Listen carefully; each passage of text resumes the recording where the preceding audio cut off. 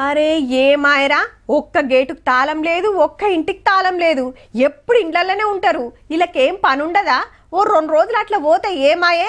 100 ఇండ్లుండే కాలనీలా 1-2 ఇండ్లల్లో మనుషులు లేకుంటే మనకేం పర్తలు పడతాయి అని మస్తు నారాజు అయినట్టున్నారబ్బా. ఎప్పుడెప్పుడా అని ఏటింగ్ చేసి సందు చూసుకొని గిట్ల పనితనం చూపించిండ్రు. పండుగ మురిపంల పబ్లిక్, ఇండ్లుడ్చే కార్యంలో దొంగలు. సిటీ శివారు చెంగిచెర్లలా ఒక్కనాడే 8 ఇండ్లు లూటి చేసిండ్రంటే చూడుర్రిగా. అగో గేట్లు దుంకి యువతలకొస్తున్నారు. వచ్చింది ముగ్గురే గాని గట్టిగానే కష్టపడ్డారు. దొరికితే ఉరుకుతానికి కాళ్లకు బూట్లు, సలివెట్టకుండా బందవస్తు గరం కోట్లు. ఈ ఇల్లు అయిపోగానే ఇంకో ఇంటికి ఇడా గేటుకు తాళం లేదని అటు గల్లీలకు పోయిండ్రు. తెల్లం జామున 2 తర్వాత డ్యూటీలకెక్కి దొరికినట్టు దోసుకుపోయిండ్రు.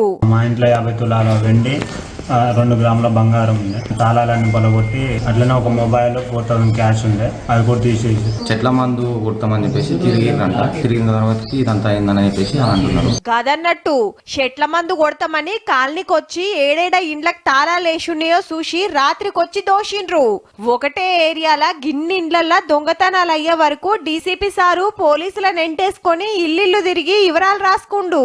ఒక 30 తులాస్ gold, 8 kg silver and around 2 lakhs cash పోయినట్టుగా ఇన్మేట్స్ చెప్తున్నారు. వీళ్ళంతా ఊర్లకు పోయింది చూసి రాత్రి డ్యూటీలకు ఎక్కిర్రన్నట్టు.